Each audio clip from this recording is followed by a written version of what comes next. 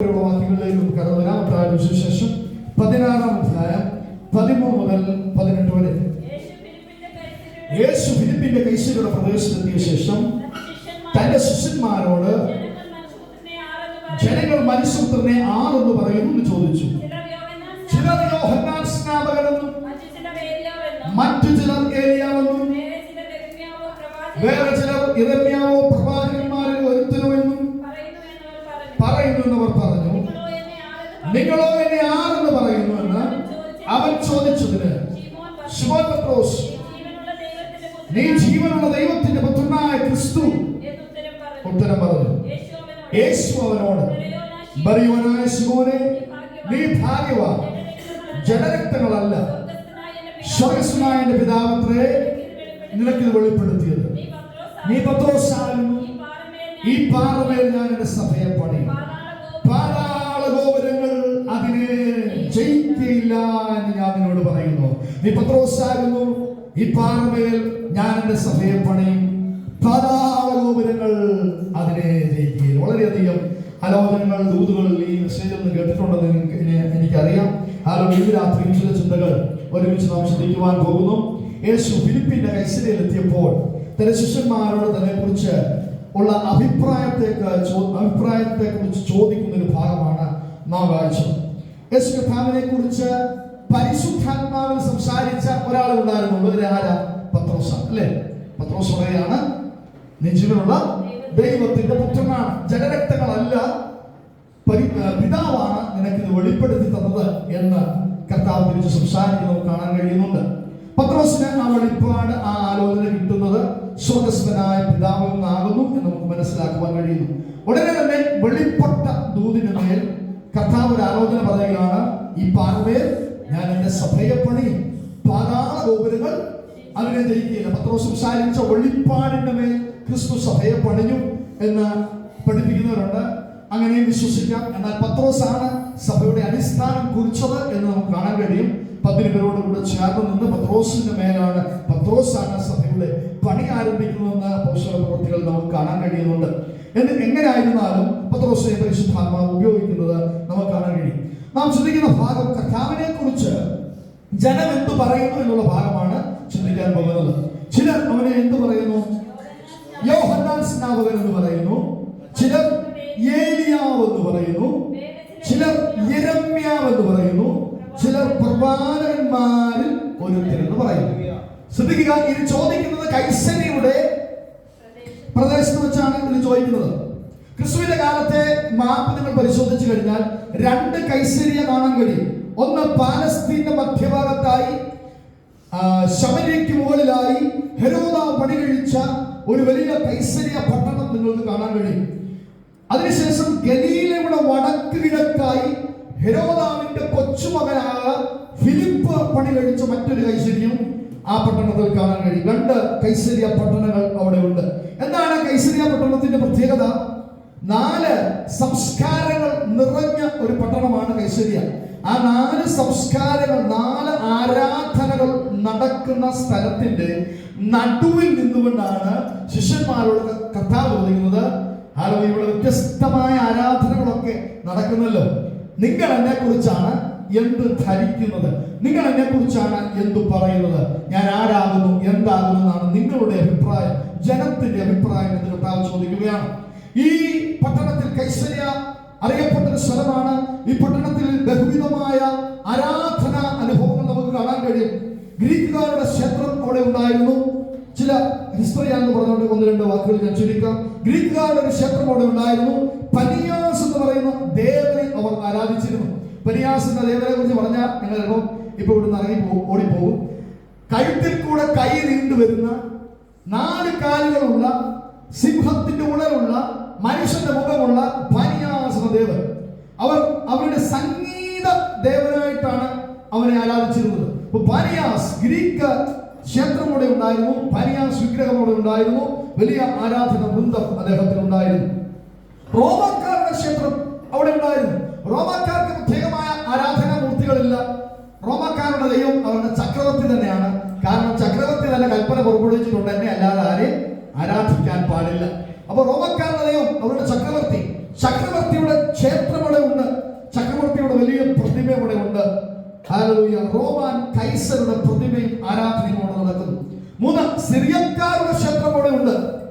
സിറിയക്കാർ ആരാധിക്കുന്നത് ബാൽദേവനെയാണ്. ബാൽദേവനാണ് മഴയും മിന്നലും അയക്കുന്നതെന്നും കൃഷിക്ക് ആവശ്യമായിട്ടുള്ള എല്ലാ കാര്യങ്ങളും ചെയ്തു തരുന്നതെന്നും അവർ വിശ്വസിച്ചിരുന്നു. മാത്രമല്ല, ആടുകളുടെ പിറപ്പ്, പേറ എല്ലാം അനുഗ്രഹിച്ചു നൽകുന്നത് ബാലാണെന്ന് അവർ വിശ്വസിച്ചിരുന്നു. സിറിയക്കാരുടെ ക്ഷേത്രം, ബാൽ ദേവനെ ആരാധിക്കുന്ന ക്ഷേത്രം അവിടെ ഉണ്ടായിരുന്നു. ഇതുവരെയായി യഹൂദന്മാർ താമസിച്ച സ്ഥലം, യഹൂദന്മാരുടെ സംസ്കാരം അവിടെ ഉണ്ടായിരുന്നു. എന്തൊക്കെയാണ് യഹൂദന്മാരുടെ യെരൂശലേം ദേവാലയം, അല്ലെ, മഹാരാജാവിന്റെ നഗരം. മാത്രമല്ല, അവർക്ക് ഒത്തിരി കാര്യങ്ങൾ ചരിത്രം പറയാനുണ്ട്. എരിഹോവ് വീണത്, അതുപോലെ യോർദാൻ രണ്ടായി പിളർന്നത്, മഹാപുരോഹിതന്മാർ കാൽ വെച്ചപ്പോൾ യോർദാൻ രണ്ടായി പിളർന്നതും യോർദാൻ പിൻവാങ്ങിയതുമായിട്ടുള്ള ചരിത്രങ്ങൾ അവർക്ക് സംസാരിക്കാനുണ്ട്. അങ്ങനെ ബഹുവിധമായ ചരിത്രങ്ങൾ നിറഞ്ഞൊരു സ്ഥലം. മാത്രമല്ല, യഹൂദന്മാർക്ക് പറയാനുള്ള മശിഹ എന്ന കർത്താവ്, ലോകരക്ഷിതാവ് തങ്ങളുടെ സ്ഥലത്താണ് ജനിക്കാൻ പോകുന്നത് എന്നുള്ളത് അവർക്ക് അഭിമാനമായി അവർ കണ്ടിരുന്ന കാലഘട്ടം. അപ്പോൾ ഈ 4 സംസ്കാരങ്ങളുടെ, ആരാധനകളുടെ, പൈശാചിക ശക്തികൾ കൊടികുത്തി വാണിരുന്ന ആരാധനകളുടെ നടുവിൽ നിന്നുകൊണ്ട് കർത്താവ് ചോദിക്കുകയാണ്, നിങ്ങൾ എന്നെ കുറിച്ച് എന്ത് പറയുന്നു? Praise the Lord. Hallelujah. Hallelujah. അതിന് മറുപടി പത്രോസാണ് നൽകുന്നത്, അല്ലേ? എന്താണ് നൽകുന്നത്? ചിലർ യോഹന്നാൻ സ്നാപകൻ എന്ന് പറഞ്ഞു. ചിലർ യോഹന്നാൻ സ്നാപകൻ. 1-2 വ്യക്തികളെ കുറിച്ച് ചിന്തിച്ച് നാം പ്രാർത്ഥിക്കാൻ പോവുകയാണ്. ചിലർ യോഹന്നാൻ സ്നാപകൻ എന്നാണ് കർത്താവിനെ കുറിച്ച് പറഞ്ഞത്. എന്തുകൊണ്ടാണ് യോഹന്നാൻ സ്നാപകൻ എന്ന് കർത്താവിനെ കുറിച്ച് പറയാനുള്ള കാരണം? ഒന്നാമത്, യോഹന്നാന്റെ ഡ്രസ്സ്, നിങ്ങൾ യോഹന്നാനെ കുറിച്ച് ഒന്ന് ചിന്തിച്ചപ്പോൾ നമ്മളൊന്ന് പറഞ്ഞു പോയെന്ന് തോന്നുന്നു, അല്ലേ? എന്താണ് യോഹന്നാന്റെ ഡ്രസ്സ്? പറയാമോ? ഒട്ടക രോമം കൊണ്ടുള്ള ഉടുപ്പ്. അരയിൽ എന്താണ്? തോൽവാറുണ്ട്, അല്ലേ? ഭക്ഷണം എന്താണ്? വെട്ടിക്കിളിയും കാട്ടുതേനും. ഞാൻ ഒരു കാലഘട്ടം വരെ വിശ്വസിച്ചിരുന്നത് വെട്ടിക്കിളി എന്ന് പറഞ്ഞ ഈ പുൽച്ചാടി ഉണ്ടല്ലോ, പുൽച്ചാടി. അപ്പൊ ഈ വെട്ടിക്കിളി പുള്ളി ഓരോന്ന് ഫ്രൈ ചെയ്ത് കഴിക്കുമെന്നാണ് ഒരു കാലഘട്ടം വരെ ഞാൻ ചിന്തിച്ചത്. എന്നാൽ വെട്ടിക്കിളിയെ കുറിച്ച് പഠിച്ചപ്പോൾ അവിടെ സെറാറ്റോണിയ സിലിക്ക എന്ന് പറയുന്ന ഒരു വൃക്ഷമുണ്ട്. അതിന്റെ പേര് വെട്ടിക്കിളി എന്നാണ്. സെറാറ്റോണിയ സിലിക്ക. നിങ്ങൾ ഈ ഗൂഗിളിലൊക്കെ സെർച്ച് ചെയ്താൽ നിങ്ങൾക്ക് കാണാൻ പറ്റും. ഇതിന് മധുരമുള്ള ഒരു കായാണ്.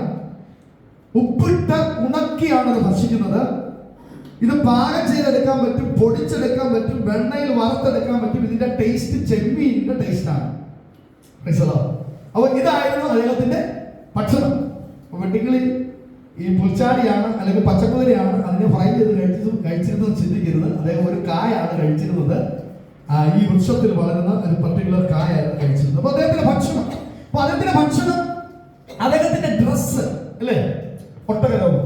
പക്ഷെ കർത്താവിനെ നോക്കുമ്പോൾ എന്തെങ്കിലും മാച്ചിങ് കാണുന്നുണ്ടോ? യോഹന്നാൻ സ്നാപകനുമായിട്ട് എന്തെങ്കിലും ഡ്രസ്സിൽ മാച്ചിങ് കാണുന്നുണ്ടോ?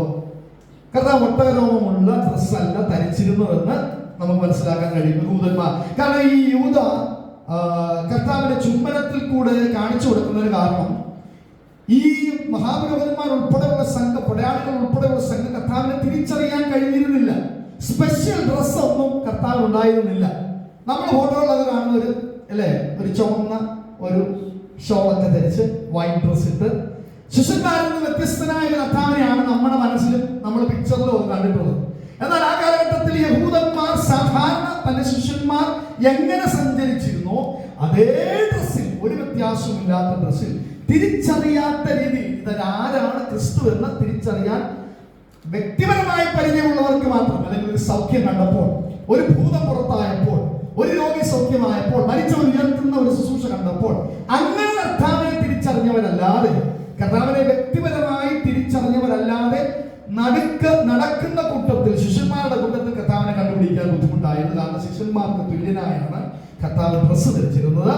കർത്താവിന്റെ ഡ്രസ്സിന് പ്രത്യേകത ഒന്നുമില്ല എന്നാണ്. അതുകൊണ്ടാണ് യൂദയെ ചത്തം കെട്ടിയിട്ട് അവർ ചുംബനം കൊടുത്ത് ഏതാണ് ക്രിസ്തു എന്ന് അറിയിക്കണമെന്ന് അവൻ 30 വെള്ളിക്കാശ് വാങ്ങി അത് ചെയ്തത്. അപ്പോൾ കർത്താവിന്റെ ഡ്രസ്സിൽ പ്രത്യേകതയില്ല. യോഹന്നാനെ പോലെ അല്ലായിരുന്നു കർത്താവിന്റെ ഡ്രസ്സ് എന്ന് മനസ്സിലാക്കാൻ കഴിയും.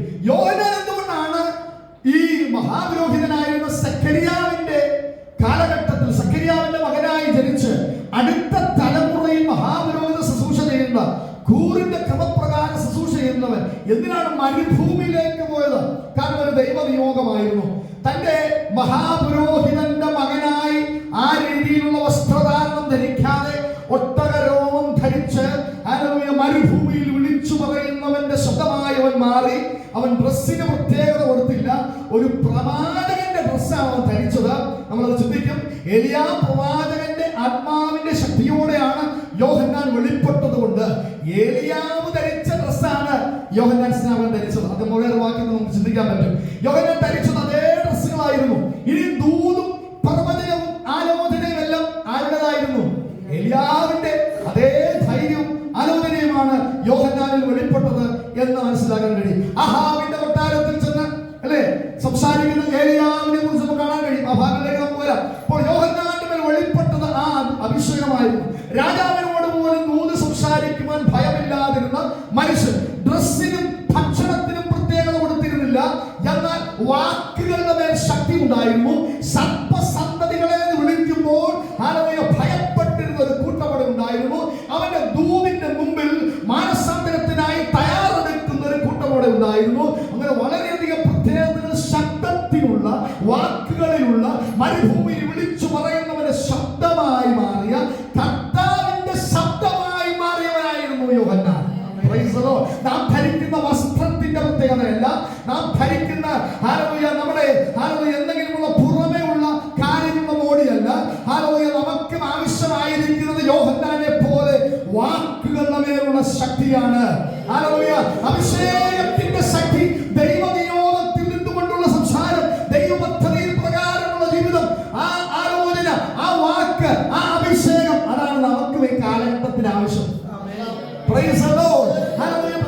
എന്ന് പറയുന്ന ഒരു സാമുദായിക അല്ലെങ്കിൽ ഒരു കൂട്ടത്തിന്റെ ഭാഗമാണ് ഞാൻ എന്ന് പറയുന്നതിനേക്കാൾ ഉപരി, വസ്ത്രം വെള്ള ധരിക്കുന്നു എന്ന് പറയുന്നതിനേക്കാൾ ഉപരി, സ്വർണ്ണം ഉപേക്ഷിച്ചിരിക്കുന്നു എന്ന് പറയുന്നതിനേക്കാൾ ഉപരി നമ്മുടെ അകത്ത് വെളിപ്പെടേണ്ടത് പരിശുദ്ധാത്മാവിന്റെ ഒരു അഭിഷേകവും ദൈവത്തിന്റെ ആലോചനകളുമാണെന്ന് യോഹന്നാൻ നമ്മെ തെളിയിക്കുന്നുണ്ട്.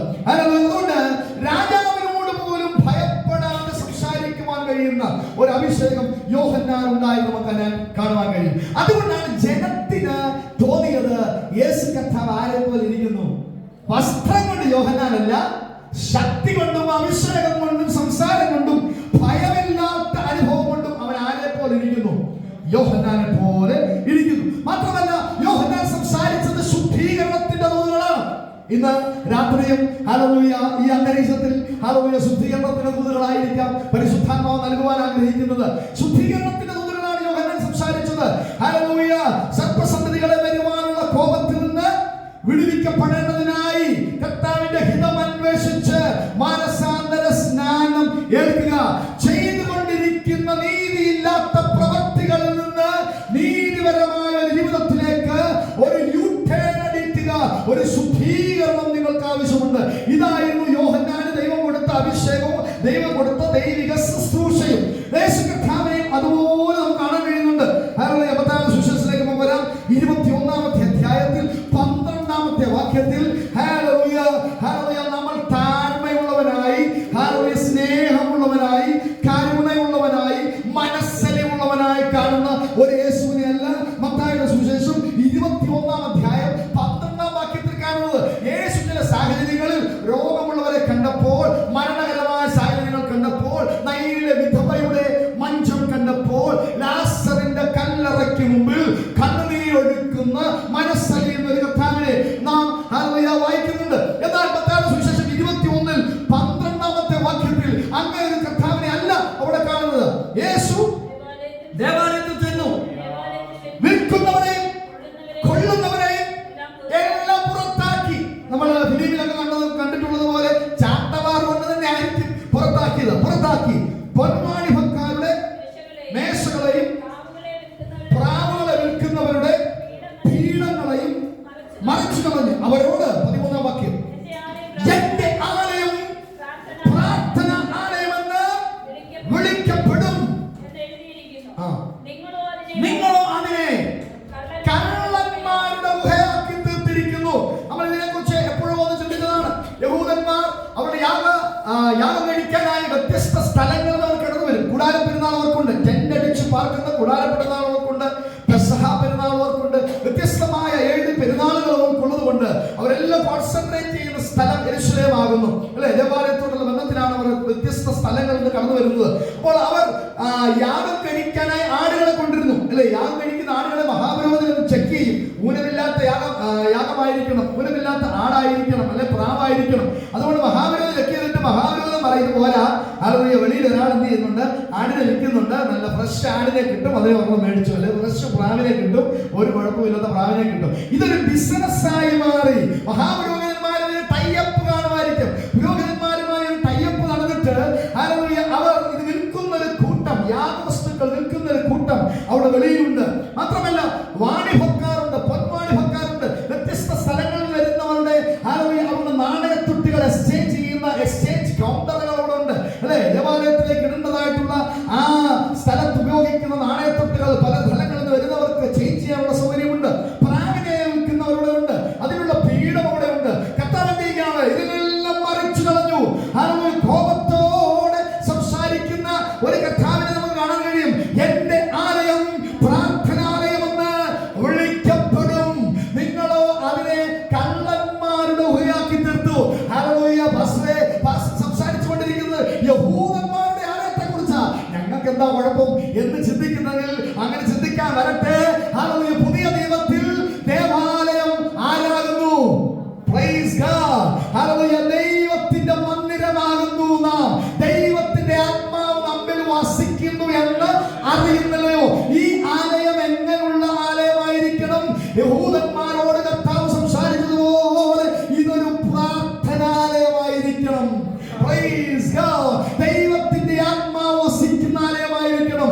ദൈവത്തിന്റെ മന്ദിരത്തെ നശിപ്പിക്കുന്നവരെ ദൈവം നശിപ്പിക്കും. അതുകൊണ്ട് ദൈവത്തിന്റെ ആലയം പ്രാർത്ഥനാലയമായിരിക്കണം. പുതിയ നിയമത്തിൽ നാം ദൈവത്തിന്റെ ആലയമാകുന്നു. നമ്മളിൽ നിറയേണ്ടത് കള്ളന്മാരുടെ ഗുഹയല്ല, നാം ഒരു പ്രാർത്ഥനാലയമായിരിക്കണം. ഹല്ലേലൂയ. അതുകൊണ്ട് ഇന്ന് രാത്രി ഒന്ന് ചിന്തിച്ചാട്ടെ, ഈ ശുദ്ധീകരണത്തിന്റെ ദൂതിന്റെ മുമ്പിൽ ഒന്ന് സമർപ്പിച്ചാട്ടെ. യോഹന്നാൻ എന്ന കർത്താവിനെ കുറിച്ച് ജനം ചിന്തിക്കാൻ കാരണം ഹല്ലേലൂയ, യേശു ശുദ്ധീകരിച്ചതുപോലെ മാനസാന്തരത്തിലേക്ക് നയിച്ചതുപോലെ യോഹന്നാനും നയിച്ചിരുന്നത് കൊണ്ട് അവൻ യോഹന്നാന്റെ അധികാരമുള്ളവനാണെന്ന്, ഏലിയാവിന്റെ അധികാരമുള്ളവനാണെന്ന് ജനം ചിന്തിക്കുവാനിടയായി തീർന്നു. ഇന്ന് ഈ ദൂത് കേൾക്കുമ്പോൾ നമ്മെ തന്നെ ഒന്ന് സമർപ്പിച്ചാട്ടെ. ഹല്ലേലൂയ. യഹൂദന്മാരുടെ ആലയത്തിൽ പ്രാവിനെ വിൽക്കുന്ന പൊൻവാണിഭക്കാരുള്ളതുപോലെ, പ്രാവിനെ വിൽക്കുന്നവരുള്ളതുപോലെ, വ്യത്യസ്ത നിലകളിലുള്ള സാഹചര്യങ്ങളുള്ളതുപോലെ. തമ്പിയുടെ ഹൃദയം നിങ്ങൾ വായിച്ചിട്ടുണ്ടെന്ന് എനിക്ക് തോന്നുന്നു അല്ലേ. തമ്പിയുടെ ഹൃദയം ഒന്ന് ബുക്ക് കിട്ടുവാണെങ്കിൽ വായിച്ചാൽ എത്ര ജീവികളെ അതിനകത്ത് കാണാൻ കഴിയും അല്ലേ. ആ ജീവികളൊക്കെ നിറഞ്ഞു നിൽക്കുന്ന ഒരു ഹൃദയമായിട്ടാണോ ഇന്ന് രാത്രി നാം ആയിരിക്കുന്നത്? അതോ കർത്താവ് നമ്മെ ഒന്ന് ശുദ്ധീകരിക്കാൻ ആഗ്രഹിക്കുന്നു? Praise God. ശുദ്ധീകരണത്തിന് ദൂത് കേൾക്കുമ്പോൾ സന്തോഷമുണ്ട്. കർത്താവ് നമ്മെ ഒന്ന് ശുദ്ധീകരിക്കാൻ ആഗ്രഹിക്കുന്നു. അവൻ കള്ളന്മാരുടെ ഗുഹയായി നമ്മെ കാണാൻ ആഗ്രഹിക്കാതെ പ്രാർത്ഥനാലയമായി കാണുവാൻ ആഗ്രഹിക്കുകയാണ്. അഭിഷേകമുള്ള, പരിശുദ്ധാത്മമുള്ള, വിശുദ്ധിയുള്ള, ദൈവശക്തി വ്യാപരിക്കുന്ന, നടക്കുന്ന, ചലിക്കുന്ന, സംസാരിക്കുന്ന ഒരു ആലയമായി നാം മാറുവാൻ പരിശുദ്ധാത്മാവിനെ കുറിച്ച്. അതുകൊണ്ടാണ് യോഹന്നാനെ കുറിച്ച്, യോഹന്നാൻ എന്ന കർത്താവിനെ കുറിച്ച് ചിന്തിക്കാനുള്ള കാര്യം. വേഗത്തിൽ പോകട്ടെ. ഇനിയും രണ്ടാമത് അവർ ചിലർ പറയുന്നവൻ ആരാണ്? ഏലിയാവ്. ഞാൻ സംസാരിക്കാതെ നിങ്ങൾക്ക് അറിയാം ഏലിയാവ് കർത്താവിനെ കുറിച്ച് പറയാൻ കാര്യം എന്താ? എന്താ? ധൈര്യം അല്ലേ. ഏലിയാവ് അഹാബിന്റെ കൊട്ടാരത്തിൽ എന്ന് പറഞ്ഞാൽ ഞാൻ പറഞ്ഞിട്ടല്ലാതെ ഈ ആണ്ടിൽ മഞ്ഞും മഴയും ഉണ്ടാകത്തില്ല. വാലാണ് മഞ്ഞ്. നമ്മളിപ്പോ കേട്ടതുപോലെ വാലാണ് മഞ്ഞും മഴയും ഒക്കെ തരുന്നത്. ആടുകളുടെ പിറപ്പ് നൽകുന്നത് വാലാണ്. ഈ ചിന്തകളെ പൊളിച്ചുകൊണ്ട് ഹല്ലേലൂയ രാജകൊട്ടാരത്തിൽ തന്നെ അഹാബിന്റെ മുഖത്ത് നോക്കിയിട്ട് ഏലിയാവ് പറയാണ്, ഇനി ഞാൻ പറഞ്ഞേ എന്തെങ്കിലും നടക്കത്തുള്ളൂ, ഞാൻ ചിലത് അടയ്ക്കാൻ പോവുകയാണ്. Price the Lord. രാജകൊട്ടാരത്തിൽ ചെന്ന് സംസാരിക്കാനുള്ള ധൈര്യം അവന് ദൈവത്തിന്റെ നിയോഗപ്രകാരം ലഭിച്ചതുപോലെ യേശു കർത്താവിന് അഭിഷേകത്തിൽ നിറഞ്ഞൊരു ധൈര്യം ഉണ്ടായിരുന്നു. ഒന്ന്, ആലയത്തെ കുറിച്ചുള്ള എരിവ് കർത്താവിനുണ്ടായിരുന്നു. അതുപോലെ ഏലിയാവിനെ പോലെ ഒരു ധൈര്യം കർത്താവിനുണ്ടായിരുന്നു. ഏലിയാവിനെ കുറിച്ച് നമ്മൾ പഠിക്കുമ്പോൾ നമ്മൾ കൂടുതൽ കേൾക്കുന്നത് അഹാബിന്റെ കൊട്ടാരത്തിൽ സംസാരിച്ച ഏലിയാവിനെ കുറിച്ചാണ്. എന്നാൽ ഞാൻ വേറെ ഭാഗം എടുക്കാം. 2 രാജാക്കന്മാരുടെ പുസ്തകത്തിലേക്ക് വരുമ്പോൾ അവിടെ ഏലിയാവിന്റെ ഒരു പ്രവൃത്തി കാണാൻ കഴിയും. 2 രാജാക്കന്മാർ 1:6 വാക്യം ഒന്ന് വായിച്ച്. 2 രാജാക്കന്മാർ 1:6. അവർ അവനോട് പറഞ്ഞത്,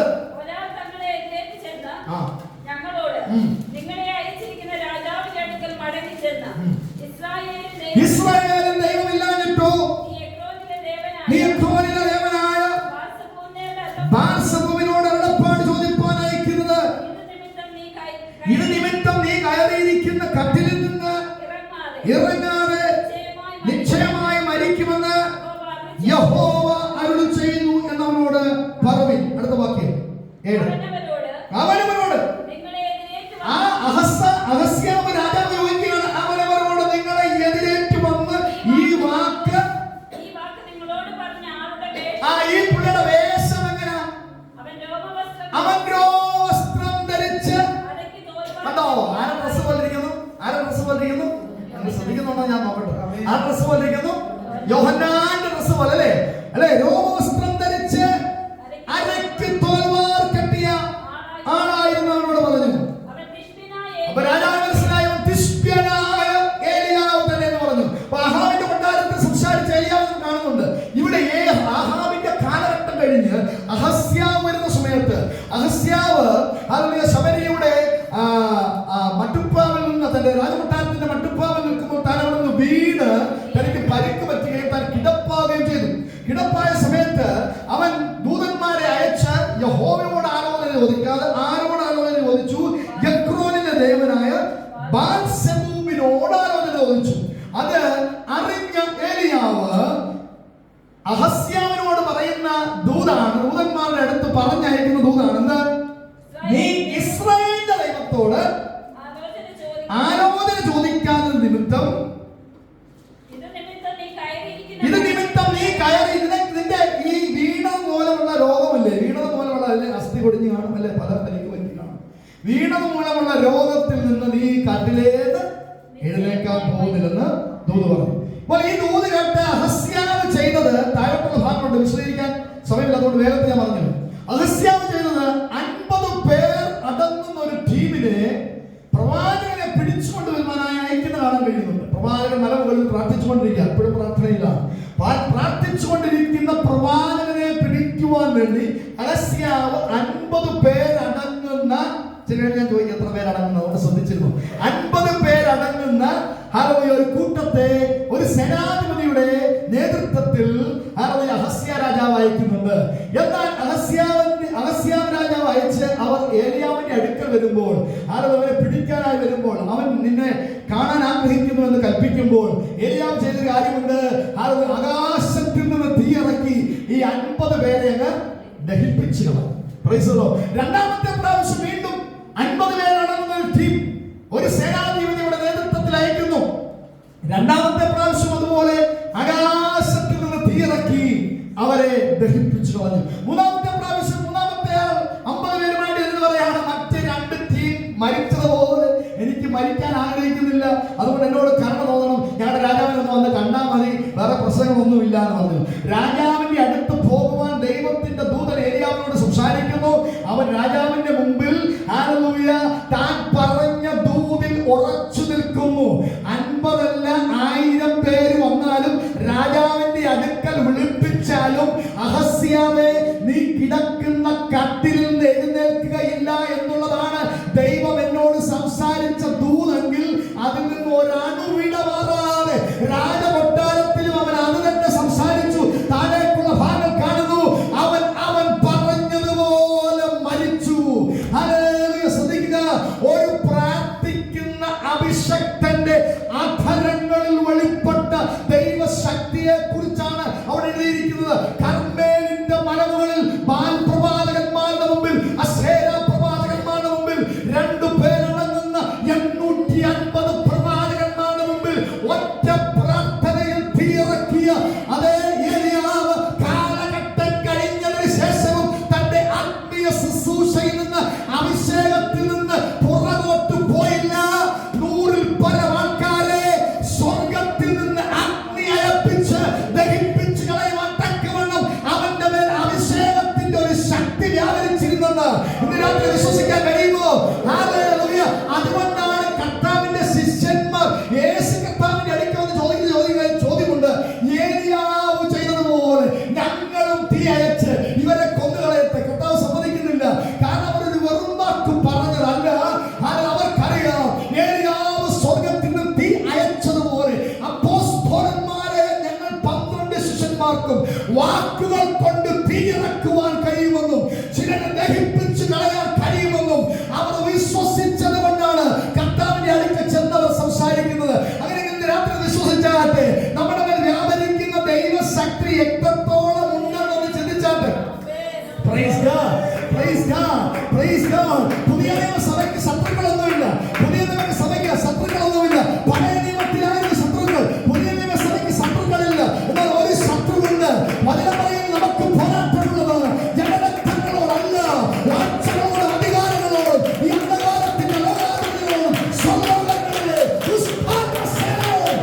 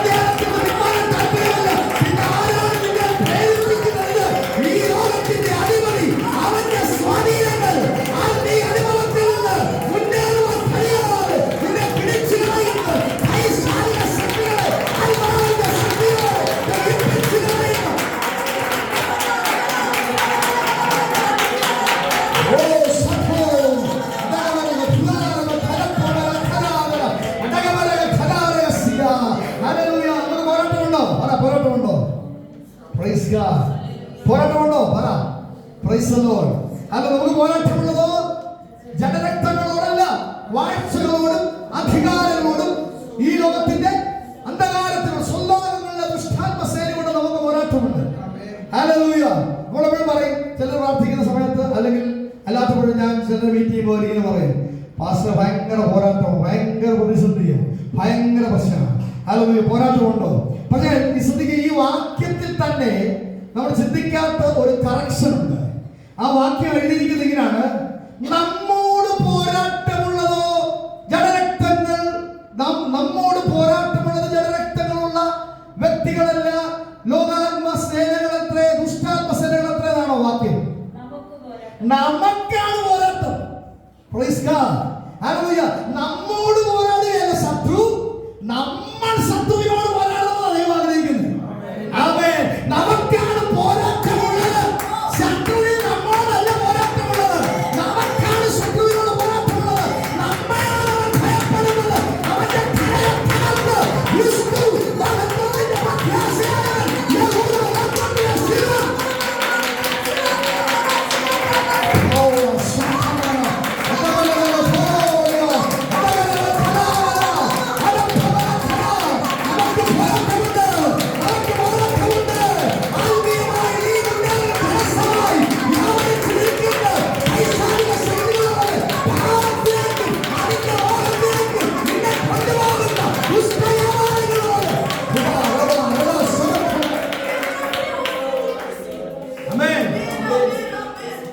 ഏലിയാവ് നമുക്ക്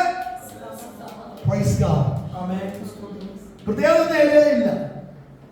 അങ്ങനെയാണെങ്കിൽ ഏലിയാവ് ചെയ്ത ആ ദൂതുകൂടെ നിങ്ങൾക്ക് വിശ്വസിക്കാൻ പറ്റുന്നില്ലേ? Praise the Lord.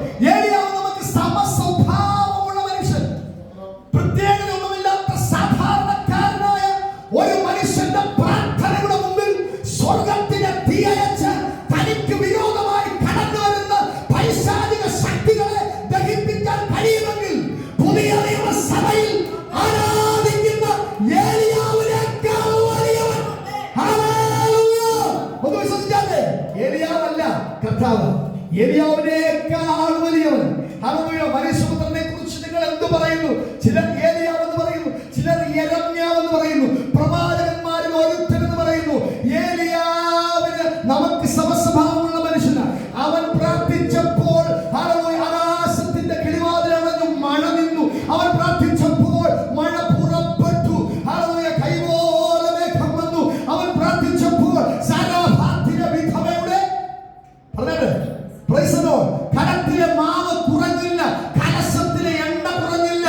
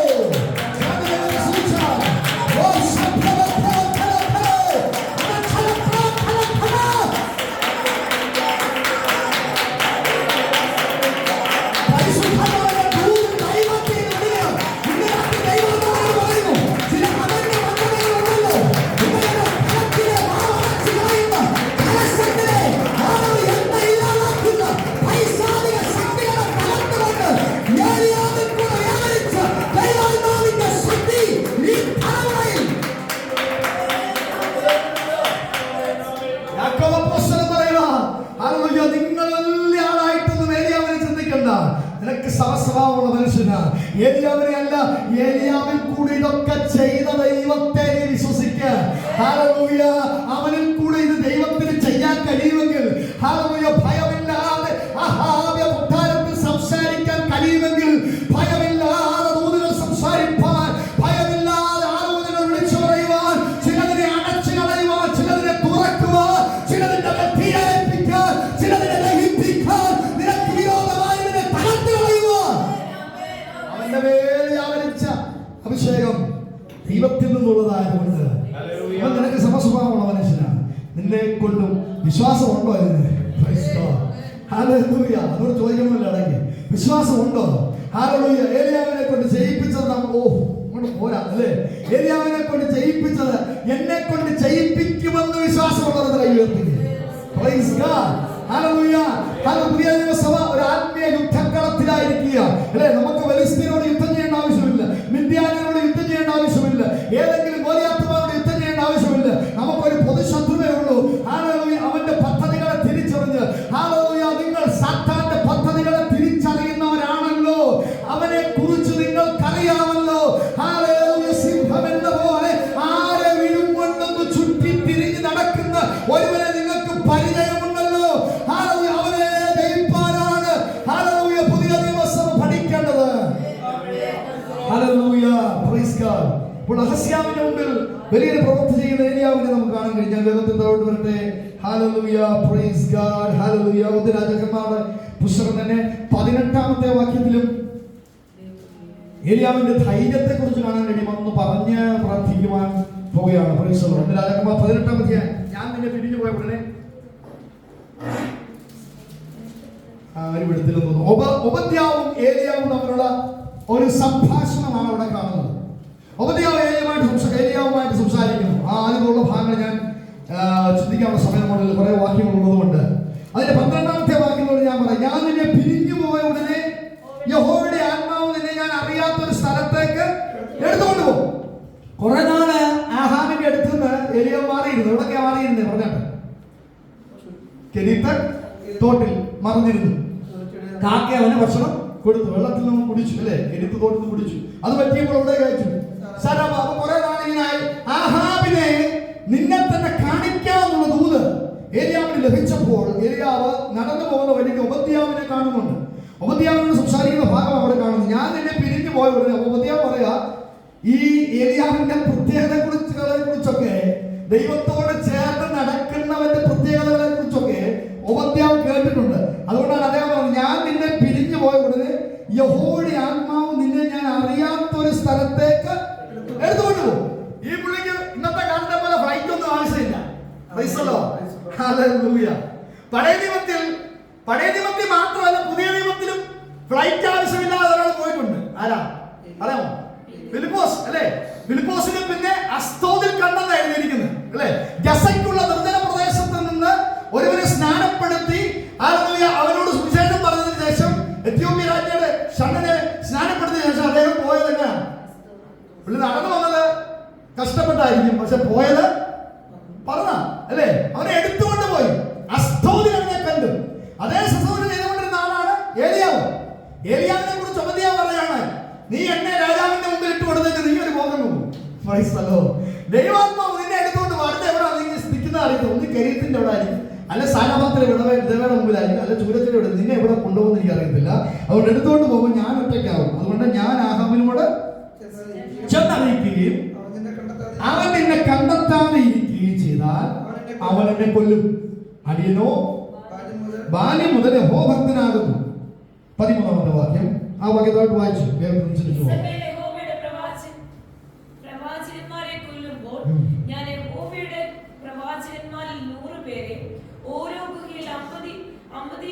അത്രയ്ക്ക് ധൈര്യമില്ലെങ്കിലും കുറച്ചൊക്കെ ധൈര്യമുള്ള മനുഷ്യനാണ് ആര്? ഒബദ്യാവ് അല്ലേ? ഒബദ്യാവ് എന്ത് ചെയ്തു? ഇസ്രായേൽ പ്രവാചകന്മാരെല്ലാം കൊണ്ടുവന്ന് എന്ത് ചെയ്തു? 50 പേര് വെച്ച ആൾക്കാരെ എന്ത് ചെയ്തു? അദ്ദേഹം 100 പേര് ഓരോ ഗുഹയിൽ 50 പേരായിട്ട് ഒളിപ്പിച്ചെന്ന് കൊടുത്തോണ്ടിരിക്കുക. അപ്പവും വെള്ളവും കൊടുത്തോണ്ടിരിക്കുക. അങ്ങനെ ഇരിക്കെ നീ എന്നോട് ചെന്ന നിന്റെ യജമാനോട് അങ്ങനെ ഇരിക്കുമ്പോഴാണ് ഞാൻ തന്നെ ഭയപ്പെട്ട് അല്ലേ ദൈവത്തിന്റെ പ്രവാചകന്മാരെ ഒളിപ്പിച്ച് വെച്ച് ഭക്ഷണമൊക്കെ കൊടുത്ത് ഞാൻ തന്നെ ഇങ്ങനെ ഭയന്ന് ജീവിക്കുന്ന സമയത്താണ് ഏലിയാവിനെ കുറിച്ച് നീ എന്ന് പറയാനായിട്ട് എന്നോട് നീ പറയുന്നത്. വായിച്ചോട്ടെ. അവൻ എന്നെ കൊല്ലുമല്ലോ. അതിന് ഏലിയാവ്, ഞാൻ സേവിച്ചു നിൽക്കുന്ന സൈന്യങ്ങളുടെ യഹോവയാണ്, ഞാൻ ഇന്ന് അവനെ എന്നെ തന്നെ കാണിക്കും. അടുത്ത വാക്യം. അങ്ങനെ ഉപദ്യാവ് ആഹാബിനെ ചെന്ന് കണ്ട് വസ്തുത അറിയിച്ചു. ആഹാബ് ഏലിയാവെ കാണുവാൻ ചെന്നു. ആഹാബ് ഏലിയാവെ കണ്ടപ്പോൾ അവനോട്, ആരിത്, ഇസ്രായേലിനെ കഷ്ടപ്പെടുത്തുന്നവനോ എന്ന് ചോദിച്ചു. അതിന് അവൻ പറഞ്ഞത്, ഇസ്രായേലിനെ കഷ്ടപ്പെടുത്തുന്നത് ഞാനല്ല. ഇസ്രായേലിനെ കഷ്ടപ്പെടുത്തുന്നത് ഞാനല്ല, നീയും നിന്റെ അപ്പന്മാരും നിന്റെ പിതൃഭവനവുമാണ്. രാജാവിന്റെ പിതാക്കന്മാരെ വിളിക്കാനുള്ള ധൈര്യം നീയും നിന്റെ പിതൃഭവനവുമാണ്. ഇസ്രായേലിനെ കഷ്ടപ്പെടുത്തുന്നു പറയാനുള്ള ധൈര്യം, രാജകൊട്ടാരത്തിൽ വീണ്ടും ചെന്ന് തന്നെ തന്നെ കാണിക്കാനുള്ള ധൈര്യം ഏലിയാവിന് ലഭിക്കാനിടയായി തീർന്നു. ഹല്ലേലൂയ. അതുകൊണ്ടാണ് കൈസരിയുടെ പട്ടണത്തിൽ വെച്ച് ശിഷ്യന്മാർ യേശുവിനെ കണ്ടപ്പോൾ പറയുകയാണ്, ജനം പറയുകയാണ്, നീ ഏലിയാവിന് സമമാണ്. നിനക്കൊരു ഭയം ഞങ്ങൾ നിന്റെ കണ്ണുകളിൽ കാണുന്നില്ല. നിന്റെ വാക്കുകളുടെ ശക്തി വിവരിപ്പാൻ കഴിയുന്നതിനും അപ്പുറമാണ്. ഏലിയാവിന് സമസ്വഭാവമുള്ളവരായി നിന്നെ ഞങ്ങൾക്ക് തോന്നുന്നു. ലൂക്കോസ് സുവിശേഷം 13-ാം അധ്യായത്തിന്റെ 27-ാമത്തെ വാക്യത്തിലേക്ക് നമുക്ക് വരാം. വേദത്തിലൂടെ പറഞ്ഞ പ്രാർത്ഥിക്കാനുള്ള സമയമുള്ളൂ. ലൂക്കോസ് സുവിശേഷം 13-ാം അധ്യായം 27. അവനോ നിങ്ങൾ എവിടെ നിന്ന് എന്ന് ഞാൻ അറിയുന്നില്ല എന്ന് ഞാൻ നിങ്ങളോട് പറയുന്നു.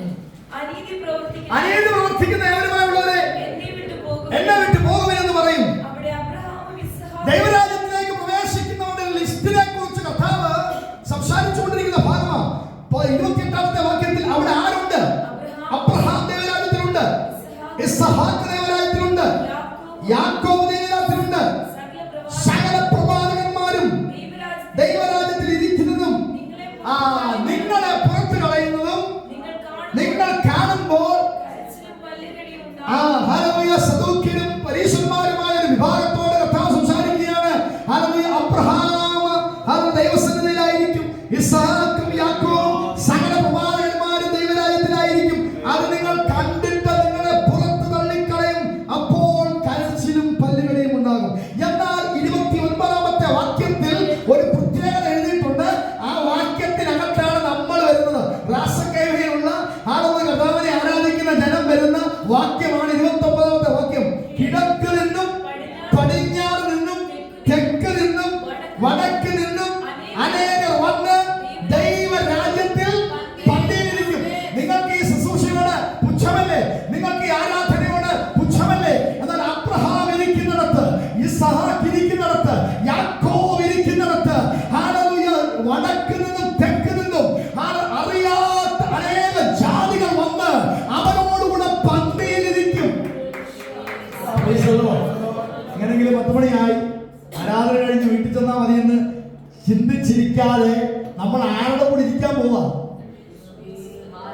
അബ്രഹാമിന്റെ കൂടെ, ഇസ്ഹാക്കിന്റെ കൂടെ, യാക്കോബിന്റെ കൂടെ, ദൈവത്തിന്റെ പ്രവാചകന്മാരുടെ കൂടെ, പല സ്ഥലങ്ങളിൽ നിന്നുള്ള തെക്ക് നിന്നും വടക്ക് നിന്നും പടിഞ്ഞാറ് നിന്നുമുള്ള ഒരു കൂട്ടം വന്ന കർത്താവിന്റെ ദൈവരാജ്യത്തിൽ ഇരിക്കാൻ പോവുകയാണ്. ഇത് പറഞ്ഞിട്ട് കർത്താവ് പറയുന്നു, മുമ്പന്മാരായി തീർന്ന പിൻപന്മാരും. ഈ ദൂത് കേട്ടപ്പോൾ അവർക്ക് അത്ര രസിച്ചില്ല. അതുകൊണ്ടാണ് അടുത്ത വാക്യം ഞാൻ വേഗത്തിൽ ആരാധിക്കുന്ന സമയമാകുന്നു. 31-ാമത്തെ വാക്യത്തിൽ അവർക്ക് അത്ര രസിക്കാത്തത് കൊണ്ട് അവർ പറയും, ആ നാഴികയിൽ തന്നെ ചില പരീശന്മാർ അടുത്ത് വന്നിട്ടെന്ന് പറഞ്ഞു, ദൂതൊക്കെ കൊള്ളാം. അബ്രഹാമിനെ കുറിച്ച് പറഞ്ഞതും ഇസ്ഹാക്കിനെ കുറിച്ച് പറഞ്ഞതും ജാതികളായിട്ടുള്ള ആൾക്കാർ തെക്ക് നിന്നും വടക്ക് നിന്നും ഇന്ത്യയിൽ നിന്നും റഷ്യയിൽ നിന്നും ജർമ്മനിയിൽ നിന്നും എല്ലാ സ്ഥലത്തു നിന്നും വന്ന് വിശ്വസിക്കുന്ന ഒരു ജനം അബ്രഹാമിന്റെ ഇസ്ഹാക്കിന്റെ പന്തിയിൽ ഇരിക്കും എന്നൊക്കെ നീ പറഞ്ഞല്ലോ. മെസ്സേജ് ഒക്കെ കൊള്ളാം. പക്ഷെ ഒരു ദൂത് നിന്നോട് കൈമാറാൻ അയാൾ വന്നത് എന്താണത്? ഹെരോദാവ് നിന്നെ കൊല്ലുവാൻ ഇച്ഛിക്കുന്നു. അവനോടുള്ള കർത്താവിന്റെ ദൂത് കേൾക്കുക. നിങ്ങൾ പോയി ആ കുറുക്കനോട്, ഞാൻ ഇന്നും നാളെയും ഭൂതങ്ങളെ പുറത്താക്കുകയും രോഗശാന്തി വരുത്തുകയും 3-ാം നാളിൽ സമാപിക്കുകയും ചെയ്യും. എനിക്കൊരു 3-ാം നാളുണ്ട്. സമാപിക്കുന്ന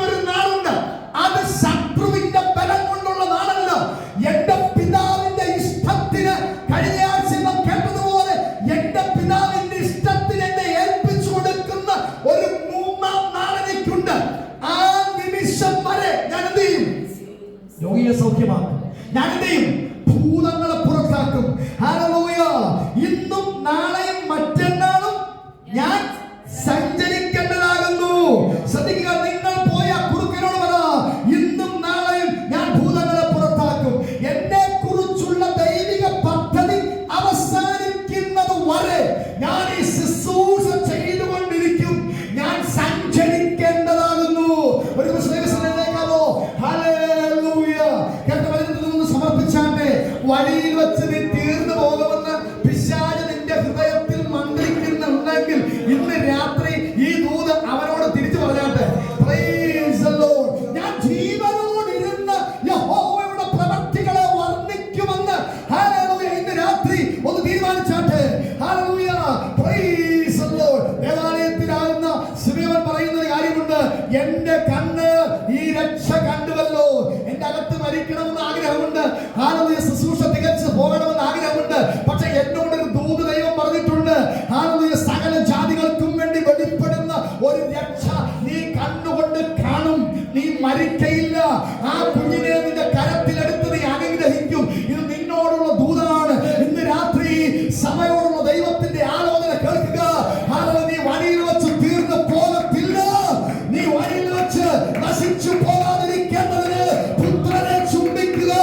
നീ വഴിയിൽ വെച്ച് തീർന്നു പോകില്ല.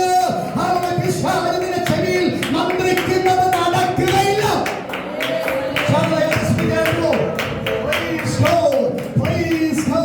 ദൈവം നിന്നെ കുറിച്ച് ആഗ്രഹിക്കുന്ന കാലഘട്ടം വരെ നീ ഇവിടെ കാണും. നിന്നെ കുറിച്ച് ദൈവം രാസക്കൈമയിൽ ഏത് ദിവസം വരെ ഉണ്ടായിരിക്കുമെന്ന് ദൈവം ആഗ്രഹിക്കുന്നു. അതുവരെ ഉണ്ടായിരിക്കും. സന്തോഷമുണ്ട്. കഴിയുമോ? ദൈവം ആഗ്രഹിക്കുന്നിടത്ത് നീ ജോലി ചെയ്യും. ദൈവം ആഗ്രഹിക്കുന്ന സാലറി നിനക്ക് ലഭിക്കും. ദൈവം നിന്നെ കുറിച്ചുള്ള ദൈവത്തിന്റെ പദ്ധതി അത് ഭൗതികമായതും ആത്മീകമായതും ദൈവം നിവർത്തിയായിരിക്കും. ശത്രുവിന് ഇടയിൽ കയറുവാൻ കഴിയത്തില്ലെന്ന് ഇന്ന് രാത്രി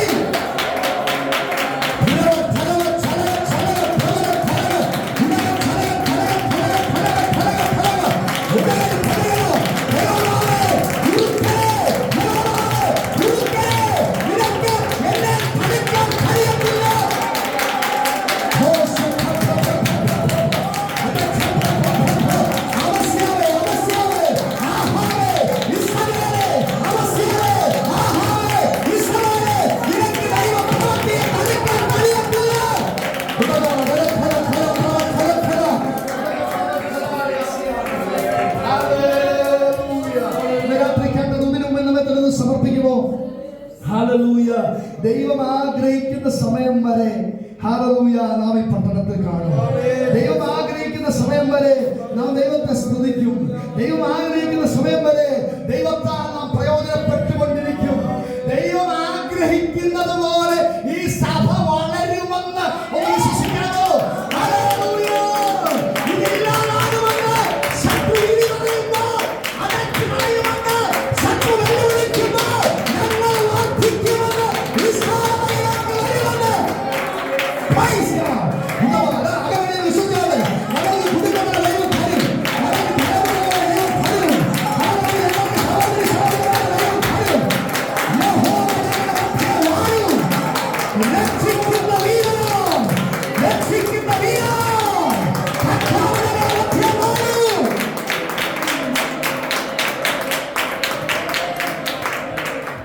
മാത്രമല്ല നമ്മുടെ ജീവിതം ഇവിടെ കൊണ്ട് തീരുകയല്ല.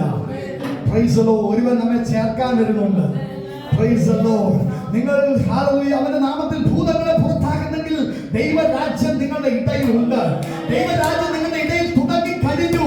ദൈവരാജ്യം ഈ ഭൂമിയിൽ ആസ്വദിക്കാൻ നമുക്ക് കഴിയുമെന്ന് കർത്താവ് പറഞ്ഞത്. എന്നാൽ വാസ്തവമായ ദൈവരാജ്യത്തിലേക്ക് ഒരുവൻ നമ്മെ കൊണ്ടുപോകാൻ ആഗ്രഹിക്കുന്നു. അവൻ വാനവേഗത്തിൽ വെളിപ്പെടും. അതുകൊണ്ട് പാട്ടുകാർ പറയുന്ന മണ്ണിൽ ഉറങ്ങുന്ന ശുദ്ധിമാന്മാർ ഒരു കാഹളനാദം കേൾക്കും. ഹല്ലേലൂയ. പെട്ടെന്ന് ഉയർത്തുവാനിൽ ചെല്ലും. നൊടി നേരത്തിനുള്ളിൽ കണ്ണി വയ്ക്കുന്ന സമയത്തിനുള്ളിൽ നമുക്കൊരു പറക്കലുണ്ടെന്ന് എത്ര പേര് രാത്രി വിശ്വസിക്കുന്നു? ഹല്ലേലൂയ. മണ്ണിൽ ഉറങ്ങിയിടുന്ന ശുദ്ധി